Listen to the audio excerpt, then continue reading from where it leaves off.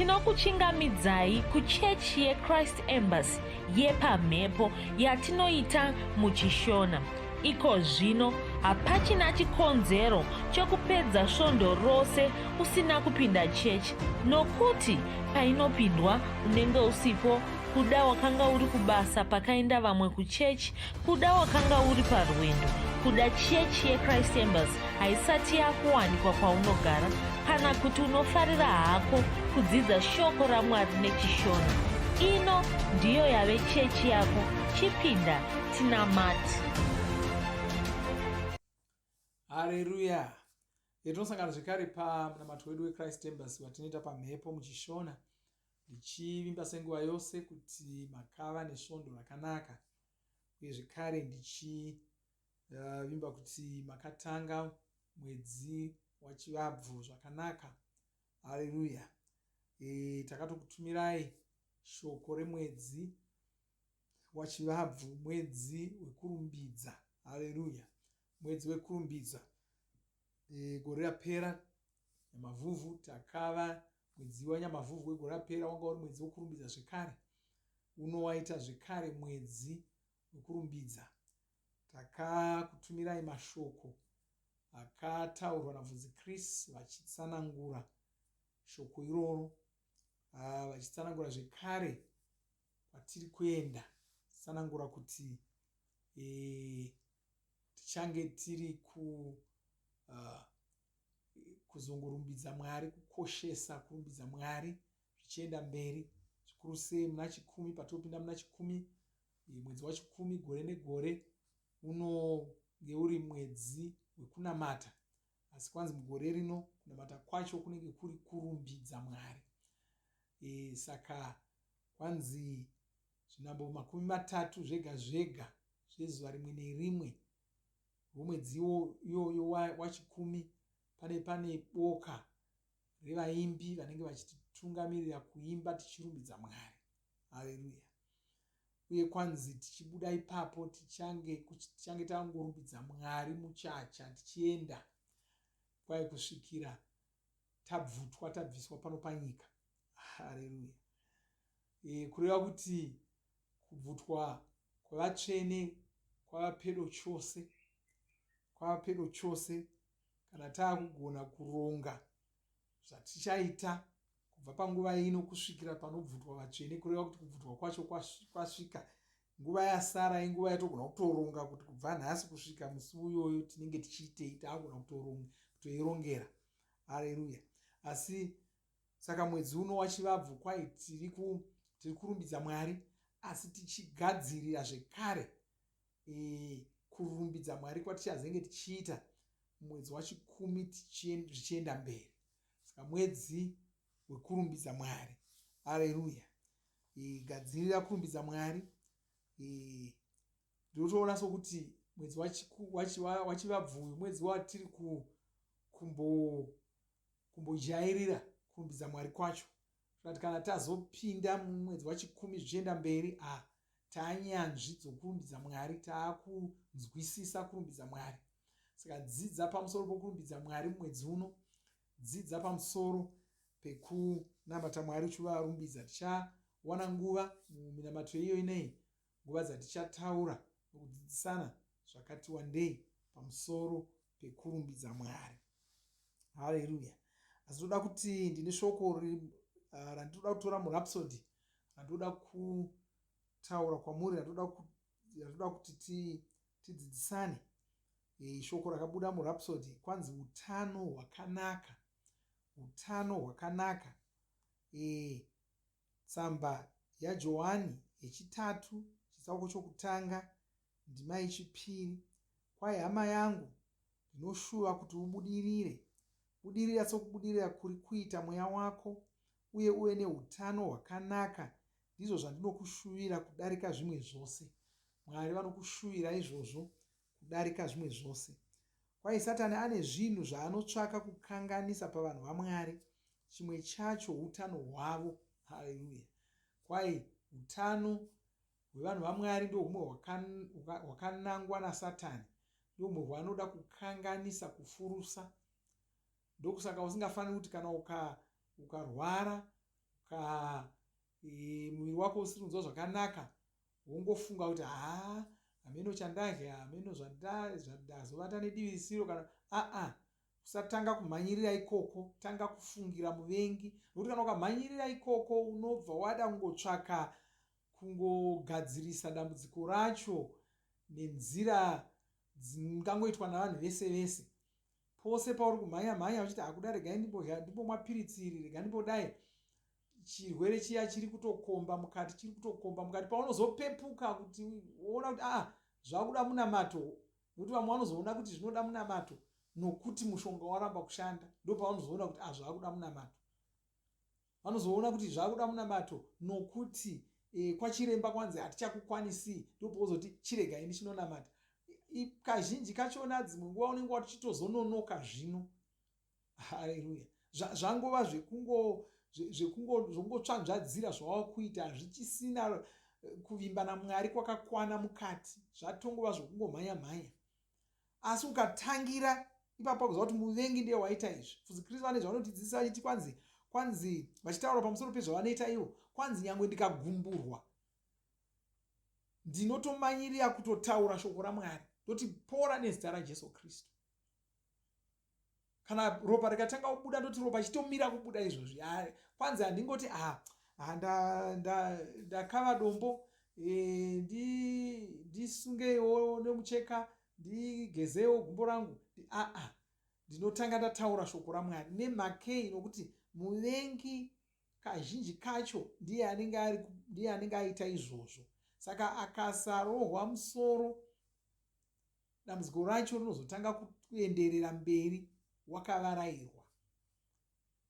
Paunozoona kuti rakomba, kanganise nguva inenge yatofamba. Haleluya. Saka muvengi ndiye anotsvaka kuita izvozvo. Kwanzi asi shoko raMwari mushonga, ndiwo mushonga unonatsa kurapa. Iwe unofanira kunzwisisa izvozvo, ndiko kuti ugare uri mutano. Saka unofanira kugara pfungwa dzako dziri pashoko raMwari. Shoko raMwari rinofanira kunge riri mupfungwa dzako. Izvi zvinozoita kuti mweya wako ugare uri mutano. Mwoyo wako unozogaravo uri mutano. Kunyange muviri wako wenyama unozogara uri mutano.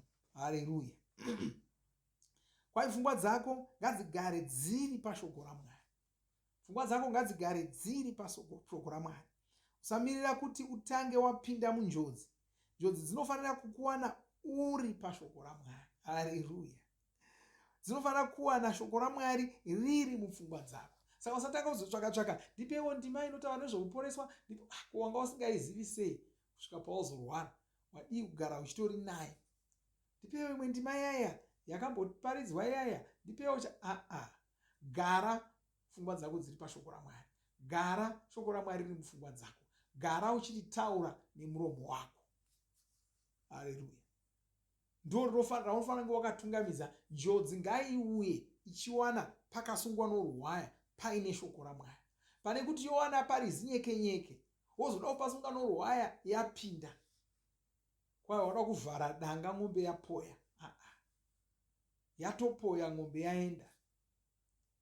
Apa wauda kungovhara hako danga, asi yatopoya yaenda. Gara danga rakavharwa, ng'ombe isatombogara yapoya zvachose. Haleluya. Haleluya. Kwanzi unofanirawo kurega mweya mutsvene vachikutungamirira. Ndivo vanofanira kukutaridza zvekudya zvakakunakira. Ndivo vanofanira kukudzidzisa kuchengetedza muviri wako. Mweya mutsvene vanokoshesa zvinhu izvi, havazvitori sezvinhu zvidoko. Ndiko kusaka vachitsvaka kukubatsira pazviri. Saka vimba navo vanozokudzidzisa kudya neungwaru. Chimwe chakakosha chatiri kutaridzwa apa, kwai mweya mutsvene wagona kuvimba navo, famba navo, vanogona kutaridza kuti ichi ndo chakakunakira pakudya, ichi hachina kunakira pakudya. Haleluya. Vanokutaridza kuti ungachengetedza muviri wako zvakanaka sei. Vanotaridza kuti aiwa, chimbonozuza muviri wako, pota uchizuza muviri wako, pota uchiita zvakati. Hausi kuvata zvakakwana, hausi kuzorora zvakakwana, hausi kudya zvakakwana, zvauri kudya izvi hazviiti. Uye kana vakuudza kudaro usaita nharo, nokuti vamwe chinongovatungamirira pakudya miromo yavo chete. Ndo wega unovatungamirira pakudya. Kana chichivanakira muromo ndo chavanodya ichocho, zvokuti chabvepi chakagadzirwa nei havanei nazvo. Kana chisingavanakiri muromo havachidi, zvokuti ndo chinovaka muviri, ndo chinodii, havateereri izvozvo. Chero ukada kuvagarisa pasi kuti aiwazve ichi ndo chinovaka muviri, ichi ndo chinodai, havateereri izvozvo. Haleluya. Chinongotapira ndo chaicho chaicho, chakavanakira chaicho chacho havachidi. Haleluya.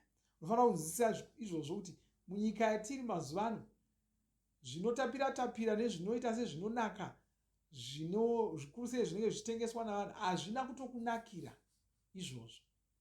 Chero ukavhunza vanhu vanoziva, vanotokutaura kuti izvi hazvina kutokunakira, ndo zvinotokukanganisa. Michero yaunofunga kuti handei vana vadiki, kuna vamwe vakuru vanongodaro, magwavha ndei vana vadiki, mengo ipai vana, manhuruveri itai zvakati, mavhoko ipai vana vadoko. Ndo zvakakunakira izvozvo. Haleluya. Ndo zvakakunakira izvozvo. Idya muriwo iwoyo, idya michero iyoyo. Haleluya. Idya mbeu idzodzo dzinobuda muminda, idya manhanga iwayo. Haleluya. Ndo akakunakira iwayo. Saka usakakavadzana neuchenjeri hwakadaro. Kwai Mwari vanoda kuti uve mutano, vanoda kuti ugare wakasimba. Ndizvo zvavanokushuvira izvozvo. Ndiko kusaka vachikubatsira kuchengeta muviri wako uri mutano. Pamusoro pazvo, vanotogara vachifamba-famba mumuviri wako, vachidzingira zvirwere kure. Izvi ndizvo zvatinoona muna mutsamba yechipiri kuvakorinde chitsauko 3:13. Mwari ngavarumbidzwe. Kwai chimwe chinoitwa naMweya Mutsvene, kwai vanofamba-famba muviri wako, vanorinda muviri wako, vachifamba-famba pose pose, vachirinda muviri wako, vachiita kuti pasawana chinhu chinopinda muviri mako, pasawana utachiona hunopinda muviri mako, pasawana zvakashata zvowakaipa zvinopinda muviri mako. Saka varegere vasungunuke kuita izvozvo. Haleluya. Varegere vasungunuke kuita izvozvo. Vanenge vachizvidzingira kure. Haleluya. Asi chavasingagoni kudzinga ndechaunenge watora wega, unozvitorera wega, chakashatira muviri wako wokanda iwewe, ichocho havadzivisi, chinongopinda. Ndosaka kazhinji vanhu vachizongorwadziwa nezvavadya nezvavapinza vega muromo mavo. Dzimwe nzvimbo dzose dzakasungwa noruwaya. Pamuromo wako chete apa ndo panogona kusara pari zinyekenyeke kana ukasangwarira. Haleluya. Saka vimba naMweya Mutsvene. Shumu dzavo ndizvokuti zvikunakire ugare uri mutano. Haleluya. Ngaiti namate munamato uyu. Teedzera mashure mangu iti Baba vandinoda. Shoko renyu mushonga. Ndiwo mushonga unorapa muviri wangu wenyama. Ndiwo mushonga unochengeta muviri wangu uri mutano. Ndinogara ndiri mutano, ndakasimba. Ndinonyengeterera vana venyu pasi rose, ivo vaya vari kurwara. Simba renyu rinoporesa ngaripinde mumiviri yavo, ngariporese miviri yavo, richibvisa chikosoro, kutema kwemisoro, nhuta nezvirwere zvose zvemiviri, muzita raJesu. Amen. Haleluya. Kuti tingotenda Mwari ko zvino, chitenda Mwari pamusoro peutano hwavakatigadzirira.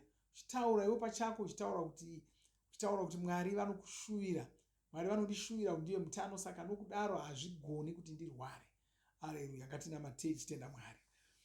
O maseto malabaya labrakila mose grobadilia salagande barota gabiria granta barota gabiria balistrakia barota gabiria labrozilia gante mojida bale kosa dilatria granza bale kosa malistraka bale kosa delopria grande listrala bojada belotria macedojda rada gasima kota marakasia rada gasima kota bakosia rada gasima kota balistrakia rada gasima kota balistrakia rada gasima kota balikrantia rada gasima kota bayonte grosa listraka bojida balotrimasia. Oh, haleluya. Baba ndinokutendai ndokurumbidzai ndopambiri nekudzo kwamuri ndoda kutendai ndoda kushokorei chikutendai ndoda kumumwe nomumwe wanamata neni pazuva ranhasi chitaura maropafadzo pamusoro poupenyu hwavo nezita raJesu Kristu. Hapana chirwere chichagona kugara muviri yavo kana kuramba chiri muviri yavo nezita raJesu Kristu. Ndinorayira kuporeswa kwenyama yavo, ndinorayira kuporeswa kwemiviri yavo muzita ramambo Jesu Kristu. Vanosungunurwa kubva matenda ose ose nezita ramambo Jesu Kristu. Baba ndinokutendai ndokurumbidzai. Haleluya. Amen. Haleluya. Zvakanaka. Ngatisangane zvekare musvondo rinouya tichienderera mberi tichidzidza shoko raMwari, tichirangarira kuti tamwedzi wekurumbidza Mwari. Mwari vakuropafadzei. Amen.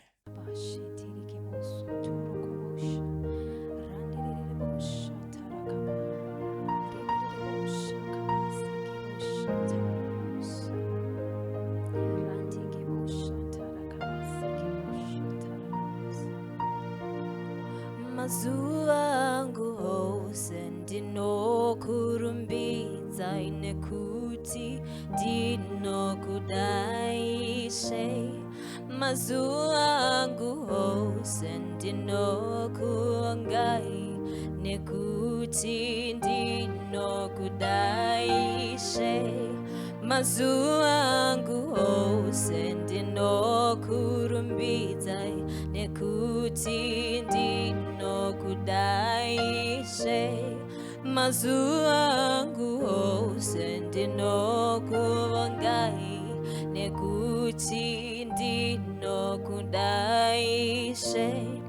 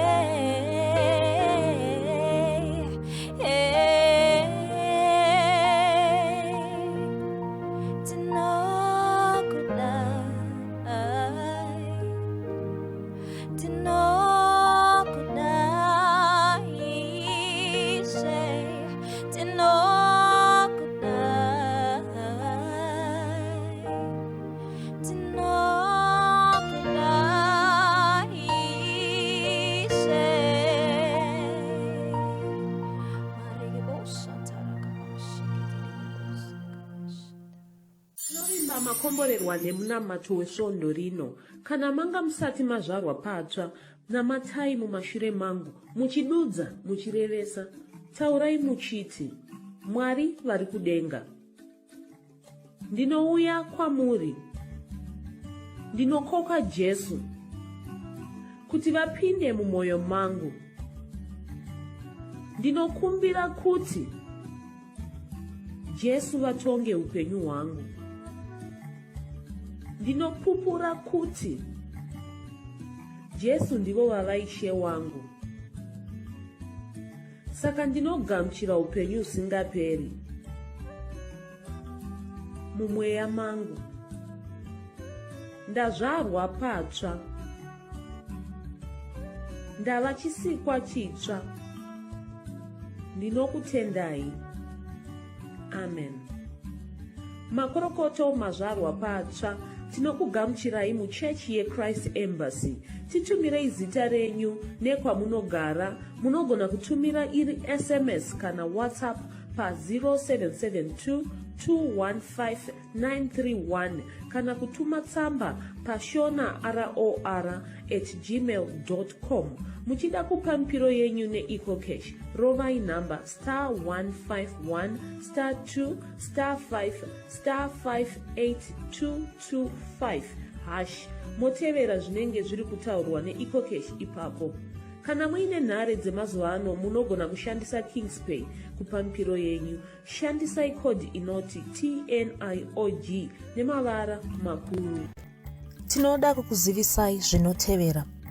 Tinokurudzira kuti musadarikwe nezvidzidzo zveRhapsody. Zvidzidzei kuti shoko riwande mamuri, mugone kumirisana nezvinhu zvinonetsa muupenyu.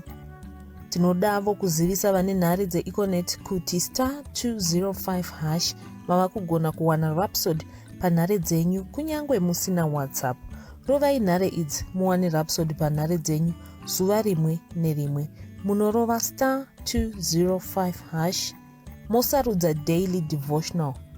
Subscribe Shona Rhapsody muchishona.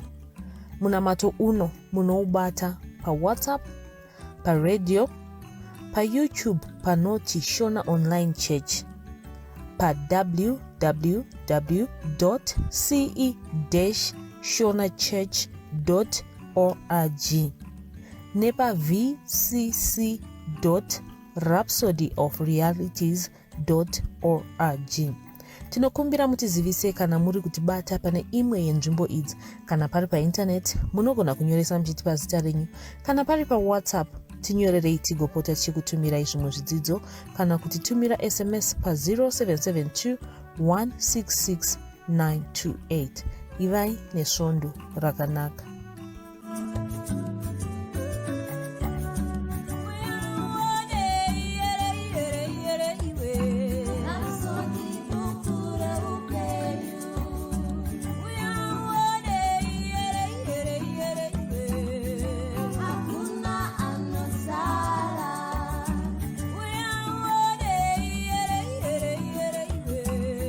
So